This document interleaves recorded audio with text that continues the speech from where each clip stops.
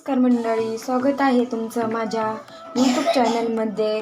मी आज इथं उपवासाची साबुदाणा खिचडी कशी बनवायची ते सांगणार आहे आणि तो व्हिडिओ पण तुमच्यासोबत शेअर करणार आहे. पहा, मी इथं रात्री साबुदाणा भिजत घातला होता. आपल्याला रात्रभर भिजून द्यायचा आहे साबुदाणा. पहा, साबुदाणा भिजताना आपल्याला स्वच्छ असा 2 पाण्याने धुवून घ्यायचा आणि त्याच्यामध्ये आपल्या साबुदाण्याच्यावर इतकं थोडंसं पाणी अशा पद्धतीने आपल्याला त्याच्यात पाणी घालून रात्रभर भिजून द्यायचं आहे. आणि जास्त पाण्याचा वापर नाही करायचा भिजायला, थोडंच पाणी घालायचं, कारण जास्त पाणी जर घातलं ना आपला साबुदाणा चिकट होतो. पहा, आणि थोडंच पाण्याचा जर वापर केला तर साबुदाणा आपला सुटसुटीत होतो. पहा, इथं माझा किती मस्त असा सुटसुटीत साबुदाणा भिजलेला आहे.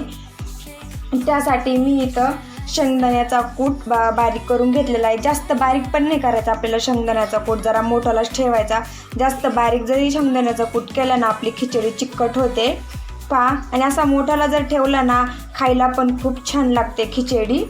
आणि अशा पद्धतीने इथं मी हिरवी मिरचीचे काप करून घेतलेत. पहा, लहान मुलांना जर खिचडी खायची असेल ना अशा पद्धतीनेच हिरवी मिरची घातली तर त्यांना तिखट लागत नाही, त्यामधून निवडून काढता येते.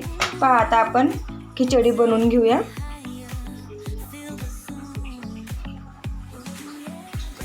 मी इथं कढई गरम करायला ठेवलेली आहे. आपण त्यामध्ये 2 उबळी तेल घालून घेऊ. तुमच्याकडे उपवासाला जर जिरे चालत असतील तर तुम्ही याच्यामध्ये जिरे पण घालू शकता, आमच्याकडे चालत नाही. आणि अशा पद्धतीने ही कट करून घेतलेली मिरची आपल्याला त्याच्यामध्ये घालून घ्यायची. ती व्यवस्थित तळून घ्यायची, कारण ती तळल्यामुळे तिखट लागत नाही जास्त. अशा पद्धतीने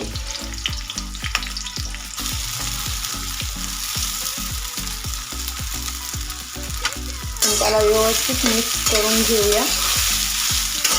आधी मिक्स करून घेऊ आणि नंतर आपण शेंगदाण्याचा कूट त्याच्यामध्ये घालून घेणार आहोत.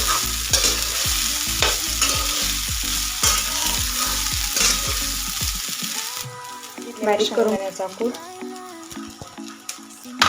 आणि चवीपुरतं त्याच्यामध्ये आपल्याला इथं मीठ घालून घ्यायचंय.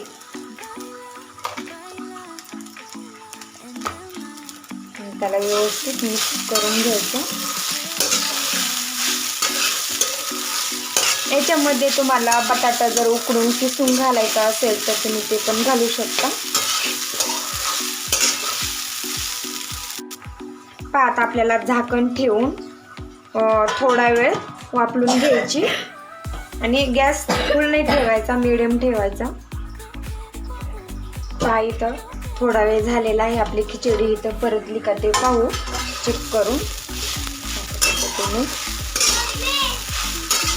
अजून आपली खिचडी झालेली नाही. खिचडी आणखीन आपल्याला 3 ते 4 मिनटं मिडियम गॅसवरती वाफवून घेऊ. पहा, मी इथं बटाटे उकडायला ठेवले होते ते मिडियम साईजचे 3. अशा पद्धतीने चिरून ते बटाटे पण आपल्याला त्याच्यामध्ये घालून घ्यायचे तर आणि व्यवस्थित मिक्स करून आणखीन आपल्याला 2 मिनटं इथं खिचडी परतून घ्यायची. बटाटे घातल्याच्या नंतर पाहू शकता किती मस्त अशी इथं माझी खिचडी तयार झालेली आहे. आणखीन 2 मिनटं आता आपण याला वाफवून घेऊ.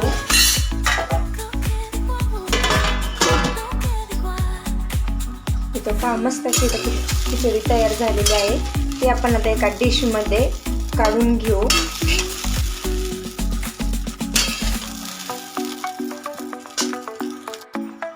पहा, मस्त अशी सुटसुटीत माझी इथं खिचडी तयार झालेली आहे. आपण लिंबासोबत, दह्यासोबत, कशासोबत पण आपण खिचडी खाऊ शकतो. का कशी वाटली माझी साबुदाणा खिचडीची रेसिपी नक्की मला कमेंट करून सांगा. आणि अशा पद्धतीने नक्की एकदा ट्राय करून पहा.